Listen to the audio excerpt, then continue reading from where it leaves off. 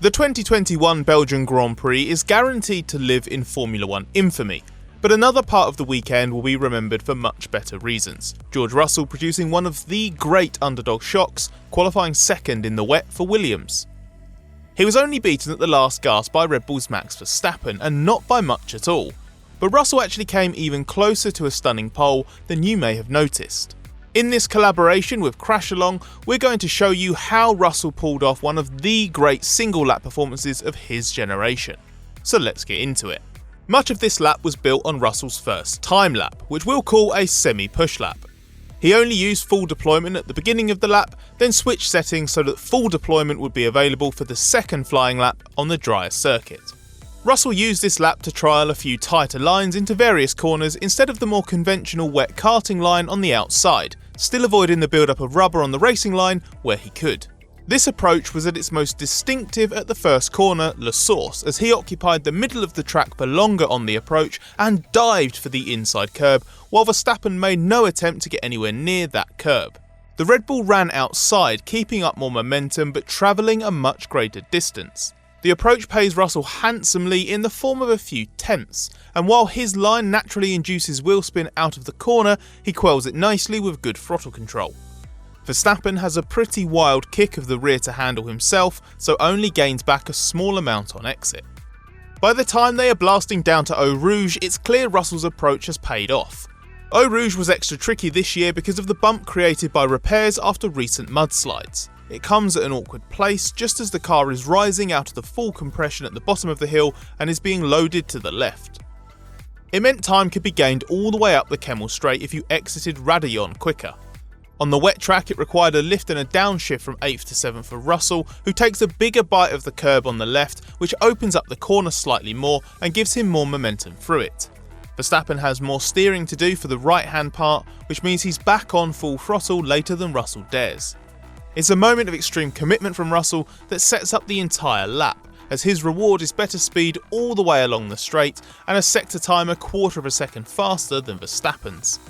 But now comes the challenge of trying not to lose too much time through the downforce demanding middle sector, especially compared to Verstappen's downforce laden Red Bull. And it starts with Lecombe. Russell drives this right-left sequence quite sweetly, patient on the throttle and balancing the car well.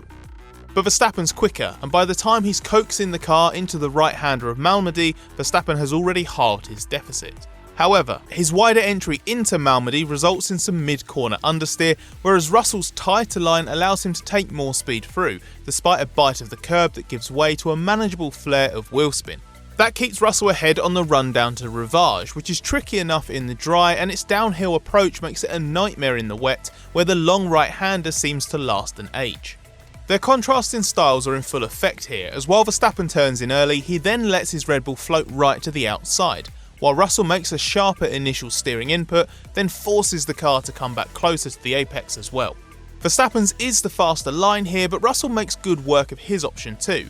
After the initial turn-in, Russell has a long, almost unbroken steering arc that doesn't look like a car on the edge of control at all. While Verstappen has a couple more glaring corrections to make while getting back on throttle and survives a big snap, Russell's less dramatic run-through pays him back with minimal time loss to the Red Bull. Through the following left-hander, whatever you want to call the corner with supposedly no name, we have a repeat of MALMEBY. Russell has a bit more work to do than Verstappen in balancing the car at the apex, but Verstappen's wide entry costs him with some understeer and puts him on the exit curb as well, so Russell claws back some more time. By this point, Russell is barely ahead, but he is still ahead, and then comes arguably his most impressive moment of the lap, Pouhon. Where Verstappen is a little hesitant on entry, Russell is braver and happy to dive for the apex. Verstappen clearly doesn't want to let the car run wide onto the exit curb, so he's controlling his entry speed more. Whereas Russell had tested that exit curb on his semi-push lap and feels more confident letting the car run out wider here. There's a little flick of protest from the rear, but it's controlled instantly. The payback is huge, with Russell over 3 tenths quicker at this stage of the lap. But such is the nature of this gripping back and forth fight for pole that it's quickly time for Verstappen's approach to pay dividends.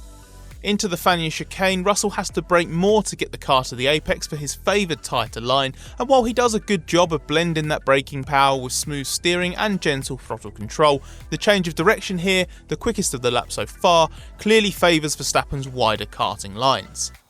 It's here that Verstappen makes up all of the time he's lost so far around the lap, so by the time they are approaching STAVELOT, the two cars are almost neck and neck.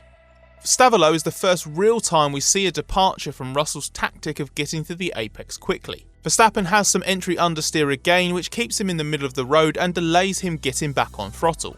Russell does need his own correction on the way in, but steadies the car extremely well, while Verstappen gets a kick of wheel spin running slightly wider onto the exit curb. Russell's different approach here is all about the exit speed, because what follows is the long run all the way to the final chicane.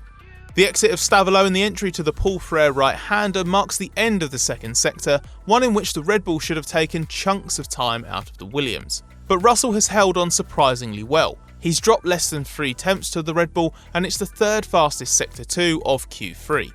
There's just 0.012 seconds between them, with just a flat-out run through Blanchimont, 1 more braking zone and 2 turns left. While Verstappen ended Sector 2 with that marginal advantage in his favour, a better run off Paul FRÈRE has Russell ahead all the way to Blanchimont. But Verstappen's lower downforce levels and a tidier run through the left-hand kink claw back the lost time. Russell then loses a chunk more under initial braking for the chicane, but then he also has a brief lock of the front left as well. He deals with it instantly by releasing some pedal pressure and using more steering to coax the car to the apex. That briefly gains him time mid-corner against Verstappen, but it's an illusion. The excess speed has taken Russell slightly past the apex curb, which the Red Bull is all over. Russell did a fine job to induce that understeer and rebalance his car, but if he's made a misjudgment anywhere around this brilliant lap, it's here. It's enough to give Verstappen an edge, as the Red Bull is better set up for the final left-hander and the drive to the line. Russell's lost pole, but only at the very last corner, and he's a hell of a lot closer than a Williams has any right to be. So there we have it, a special video from us at the race and crash along to mark a special qualifying performance. If you liked our effort and want to see more of these in the future, then please let us know in the comments and hit the thumbs up button as well. If you're new here or just haven't got around to subscribing yet, then hit the big red button to change that, and we'll see you again in the future for another video.